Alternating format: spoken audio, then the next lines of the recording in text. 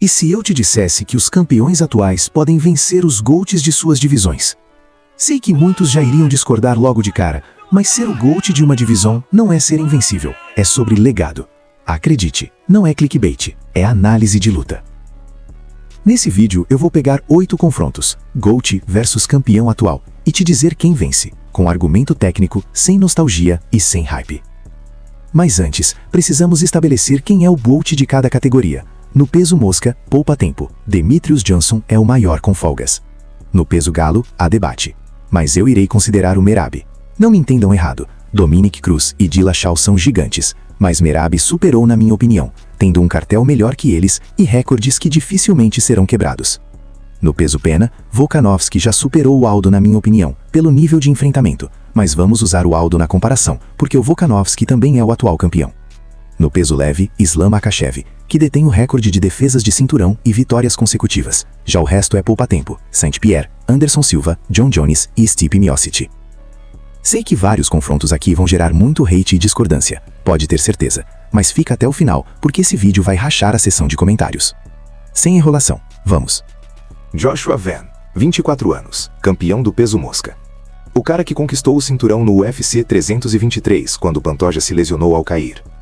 O cara que bateu Brandon Royval numa guerra histórica, 419 golpes significativos, recorde do UFC para 3 rounds. O cara que claramente está em ascensão, com um futuro enorme pela frente. E que num podcast admitiu não saber que Demetrius Johnson já tinha lutado no UFC. Não é provocação, não é invenção minha. Foi o próprio Van que disse. Juro por Deus, eu não sabia que ele estava no UFC. Eu só vi ele lutar no One Championship. Van cresceu assistindo Pantoja. Sua referência de GOAT do peso mosca é Alexandre Pantoja. E quando DC perguntou quem era o maior da categoria, ele disse Pantoja, sem nem mencionar Mighty Mouse. Então, o que acontece quando você coloca esses dois na mesma jaula? Demetrius Johnson. E provavelmente não seria competitivo. DJ deteve o cinturão do peso mosca do UFC 11 vezes consecutivas, recorde absoluto da organização. Saiu invicto da divisão. Só perdeu para Henry Cejudo numa luta que foi disputada até o fim. No One Championship, foi campeão também. Aposentou-se em 2024 com um legado que vai levar décadas para ser superado. Agora, qual é o argumento técnico? Joshua Van é um nocauteador, com cardio excepcional e timing de striking acima da média. Mas ele ainda tem uma base de grappling que não foi testada contra elites do wrestling. Contra Brandon Royval, um finalizador de alto nível, ele ficou na trocação por escolha. Contra Pantoja, a luta acabou em 26 segundos por lesão. DJ, no seu auge, tinha a melhor defesa de quedas da divisão, aliada a um jogo de chão tão completo que a maioria dos adversários preferiu tentar fazer a luta em pé. E foi punida no striking também. Ele é o único lutador da história do UFC que dominou tanto no striking quanto no grappling na mesma divisão de forma consistente. Van é jovem, promissor, e pode ser campeão por muito tempo. Mas contra DJ no auge, ele seria mais um nome na lista. Veredito, Demetrius Johnson por finalização ou decisão unânime dominante. Esse embate é diferente dos outros, porque não é só uma comparação hipotética, ou onde uma luta entre um nome em ascensão e uma lenda em decadência. Aqui é uma rivalidade real, que acabou de ter o segundo capítulo, e onde a pergunta é, qual dos dois é o melhor que essa divisão já produziu? Merab Dvalishvili, o homem que tinha uma sequência de 14 vitórias consecutivas, a quarta maior na história do UFC, que defendeu o cinturão 3 vezes em 2025, a campanha mais ativa de qualquer campeão da organização no ano. Venceu Sean O'Malley 2 vezes, Umar Nurmagomedov, Henry Cejudo, Cory Sandhagen, José Aldo e o recorde absurdo, mais tentativas de queda em uma única luta na história do UFC, 49 tentativas, contra o próprio Petr Yan no primeiro confronto. Petr Yan, 2 vezes campeão peso galo, o terceiro lutador a reconquistar o cinturão na divisão, ao lado de Dominick Cruz e TJ Dillashaw. Venceu José Aldo de forma tão brutal que deu pena. Deu uma aula de trocação contra Cory Sandhagen, e que simplesmente não perdeu o cinturão sendo superado, e sim desclassificado, em uma luta onde ele dominava Aljamain Sterling. No UFC 323, teve uma das maiores atuações de vingança da história do UFC, dominando Merab em pé, aterrissando mais de 150 golpes significativos, acertando chutes avassaladores no corpo, e vencendo até o jogo de wrestling, defendendo 27 das 29 tentativas de queda de Merab.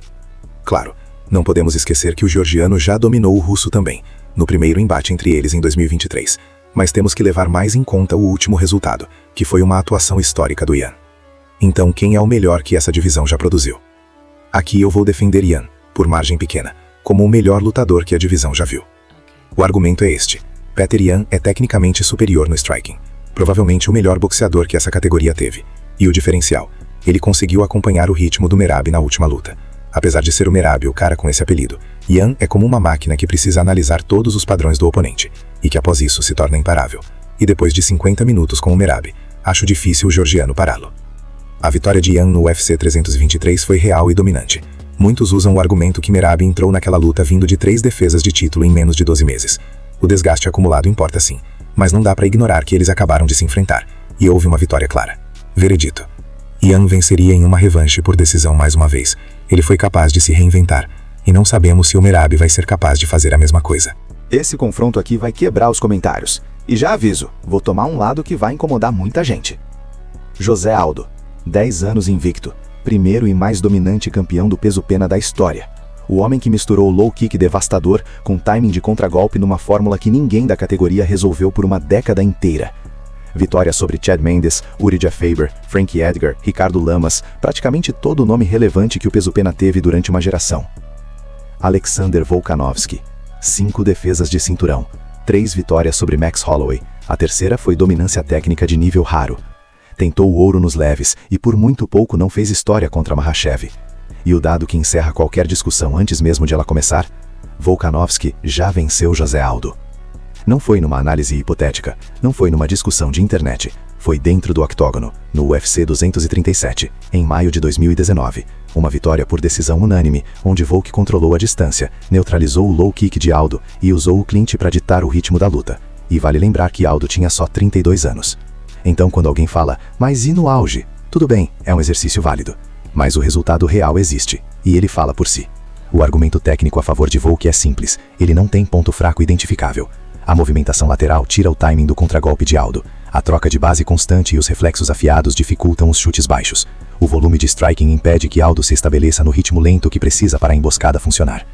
Aldo no auge é um dos maiores que esse esporte já viu, mas Volkanovski foi construído tecnicamente para resolver exatamente o estilo de Aldo.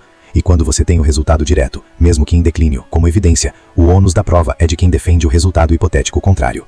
Pode ser que um Aldo de 2012 fosse pesado demais para as pernas de Volk, mas Volkanovski é completo demais para apostar contra. Veredito: Alexander Volkanovski, por decisão unânime. O resultado real importa, e o estilo importa ainda mais. O jogo do australiano não casa pro nosso brasileiro. Essa aqui é disparada a maior luta que o UFC pode fazer no momento.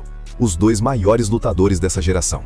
Um confronto histórico que iria virar de ponta cabeça qualquer lista de maiores da história. De um lado, Islam Makhachev, o sucessor direto de Khabib Nurmagomedov, mas que já o superou na opinião de praticamente todos, sendo tão bom quanto a águia no chão, porém com a diferença de ter uma trocação de elite também. O homem que finalizou o maior finalizador da história, que nocauteou um dos melhores strikers que o UFC já viu de uma forma que ninguém esperava, e que finalizou o campeão dos meio cansados com extrema segurança, meu brother. E do outro, Ilia Topuria, o nocauteador mais brutal que o peso-pena já viu. O primeiro homem a vencer Volkanovski nos penas. O primeiro homem a quebrar o até então lendário queixo do abençoado, Max Holloway, que fez todos nós fãs brasileiros chorarem vendo nosso Charlinho ser apagado com um direto avassalador. E que mesmo sendo provavelmente o melhor boxeador da história do UFC, tem base no jiu-jitsu. Essa luta é tão foda que o fato de que ela provavelmente não vai acontecer, deixa qualquer fã de MMA revoltado. Agora pra análise. Pra mim, Makhachev seria ligeiramente favorito. El Matador tem mão pra nocautear qualquer ser humano nessa divisão. Mas acho que o grappling do russo seria demais pro Topuria, que é menor e já foi quedado pelo Bryce Mitchell, além de já ter mostrado dificuldades contra oponentes na base de canhoto. Veredito: Islam por finalização nos rounds de campeonato ou decisão. Preciso ver o Topuria contra um wrestler de elite como Arman Sarukian, antes de dizer que ele venceria o Makhachev.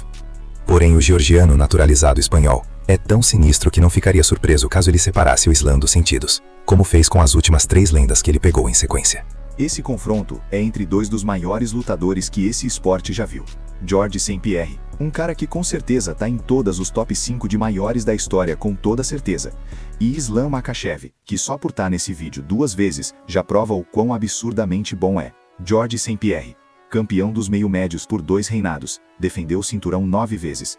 Venceu BJ Penn, Dan Hardy, Johnny Hendricks, Nick Diaz, Carlos Condit, Josh Koscheck, praticamente todo lutador relevante da divisão durante uma geração inteira. Islam Makhachev destruiu a divisão dos leves com 4 defesas de cinturão, subiu para o peso médio e dominou da mesma forma, sem tomar conhecimento do Jack Della Maddalena. 16 vitórias consecutivas, nunca finalizado. Aqui é o confronto mais próximo de um 50-50 do vídeo inteiro, mas eu fico com o canadense. O argumento principal: GSP era o arquétipo do lutador completo. Mas o que separava GSP de todos era uma coisa específica: ele elevava o nível na área onde o adversário era melhor. Contra BJ Penn, o melhor finalizador peso por peso, GSP dominou no chão.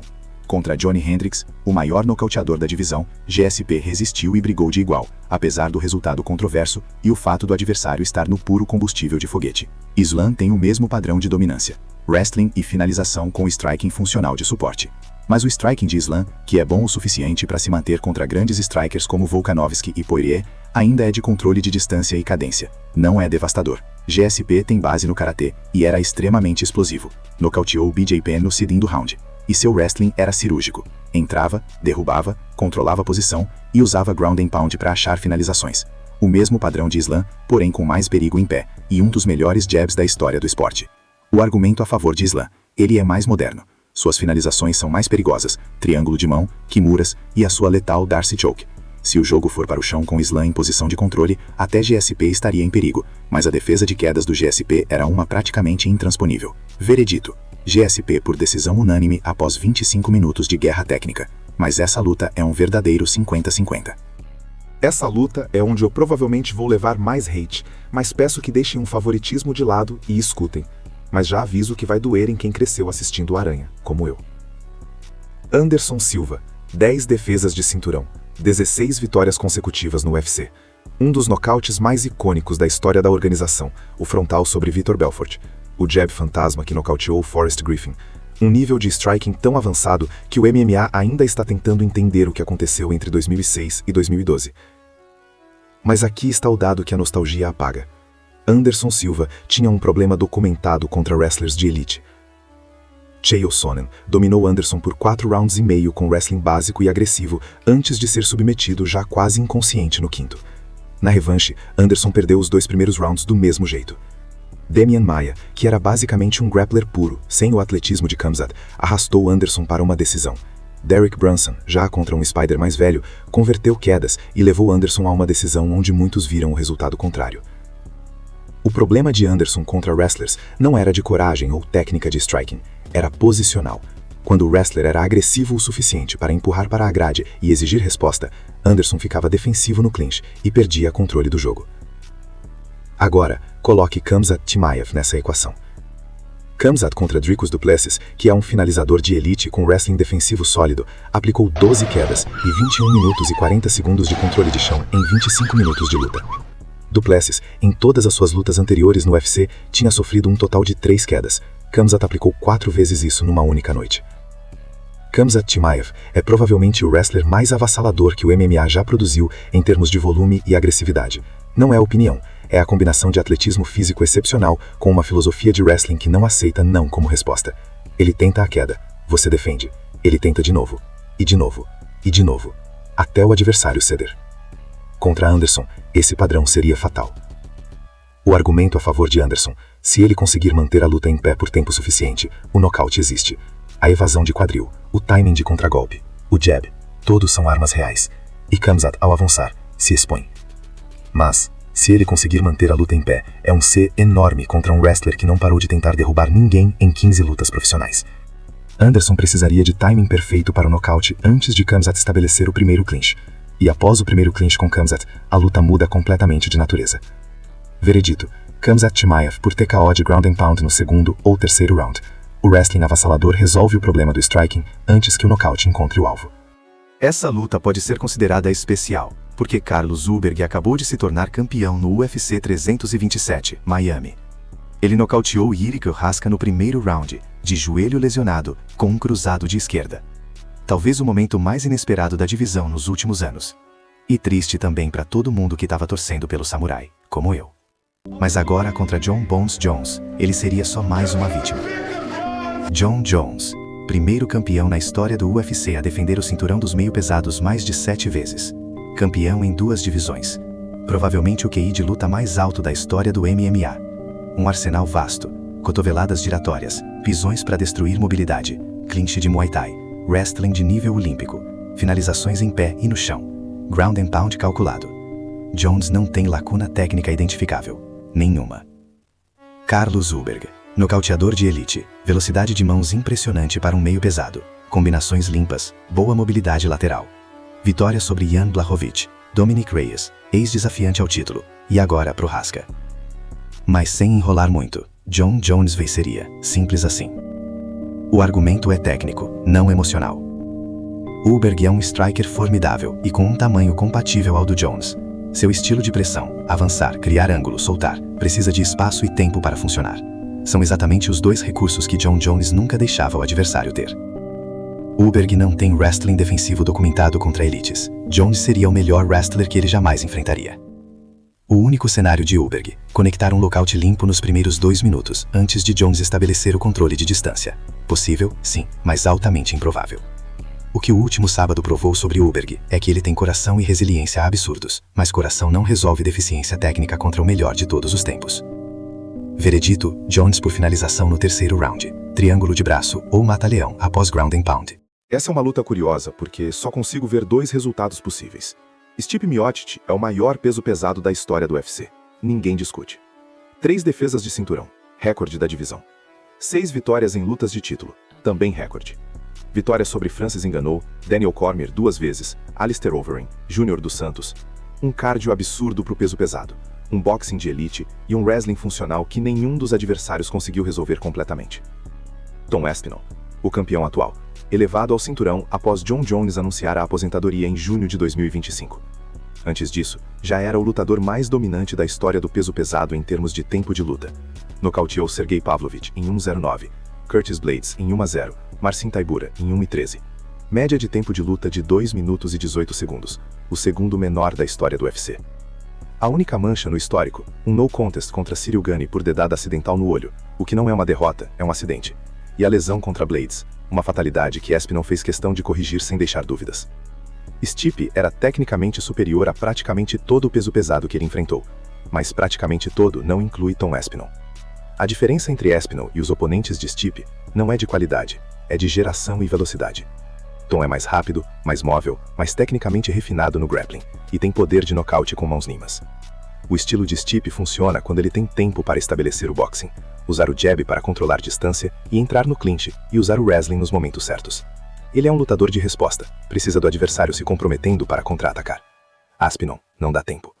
Contra Stipe, que é um lutador de resposta, essa pressão imediata tira exatamente o que Stipe precisa para funcionar. O argumento honesto a favor de Stipe: ele já aguentou 5 rounds contra Francis Ngannou, o homem com mais poder de nocaute da história do UFC. Ele tem resistência absurda. Se sobreviver aos 2 primeiros rounds, pode crescer na luta e encontrar o boxing de resposta. Mas sobreviver 2 rounds inteiros de Tom Aspinall na divisão mais pesada do esporte é o maior desafio que o peso pesado tem para oferecer. Veredito: Tom Aspinall por nocaute no 2º round.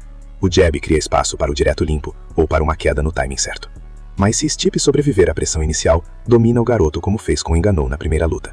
Mas acho mais provável Aspinall vencer. Placar final. Empate por 4-4, mostrando como tanto os saudosistas que acreditam que os maiores de cada divisão são intocáveis estão errados, e aqueles que acreditam que os lutadores das gerações anteriores não poderiam competir na atual era estão enganados. Sim, o esporte evolui, mas os foras de série conseguem se manter.